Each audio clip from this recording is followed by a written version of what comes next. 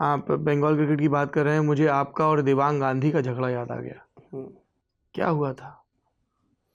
कभी आप देखिए, मैं केकेआर के कप्तान से भिड़ जाते हैं, कभी आप अपने जोन के सिलेक्टर से भिड़ जाते हैं। सिलेक्टर से कौन लड़ता है?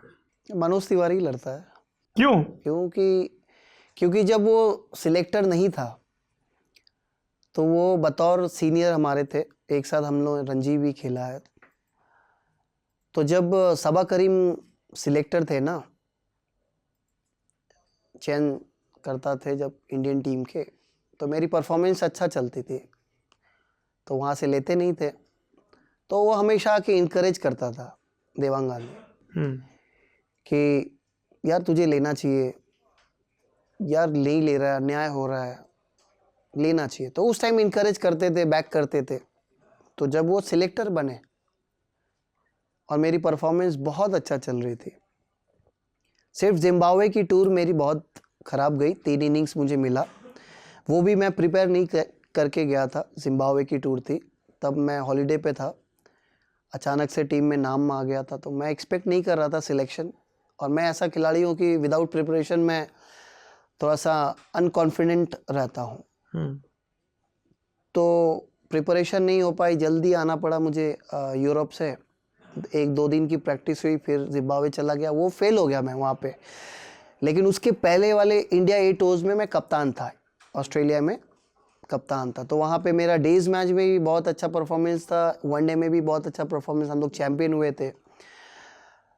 तो इंडिया ए का सीरीज़ होना था इंडिया में, न्यूजीलैंड आनी थी, और राहुल द्रविड़ तब नए 19 से इसमें आए थे। और राहुल द्रविड़ मुझे बहुत मानते थे, क्योंकि वो देखे थे वहाँ पे शुरुआती दौर पे जब इंजर्ड हो गया था, वो कप्तान थे। तो मैंने इनको रिक्वेस्ट किया था कि एक मौका चाहिए मुझे। हालांकि मेरी एवरेज, अब अगर आप रणजी ट्रॉफी में देखें, पिछले 1-1.5 साल में 50 की औसत से कम हुई है, नहीं तो हमेशा 50 के ऊपर ही रही है। और वहाँ ऑस्ट्रेलिया में भी अच्छा गया था। तो मैं इनको बोला था कि मैं राहुल द्रविड़ के अंदर, क्योंकि मुझे आभास हो गया था कि अब साइडलाइन करने वाले हैं, साइडलाइन करने वाले, क्योंकि एक आभास हो जाता है, माहौल समझ में आता है। तो मैंने इनको बोला कि एक मौका राहुल द्रविड़ के अंदर डेज मैच में चाहिए मुझे, वनडे में नहीं चाहिए मुझे। और मैंने रन बनाए हैं, तो वहाँ पे मौका दिया नहीं गया। तो लाजमी सी बात है, जब सिलेक्टर थे नहीं तो दूसरे को बोल रहे थे, और जब ये पावर में थे तो मेरा चर्चा ही नहीं करते थे वहाँ पे सिलेक्शन मीटिंग में। और सिलेक्शन मीटिंग में आपको कैसे पता कि चर्चा नहीं करते थे? पता चल जाता है जी, कोई बात छुपती है कहीं पे, कोई बात नहीं छुपती, आज नहीं तो कल, कल नहीं तो परसों निकल ही आ जाती है।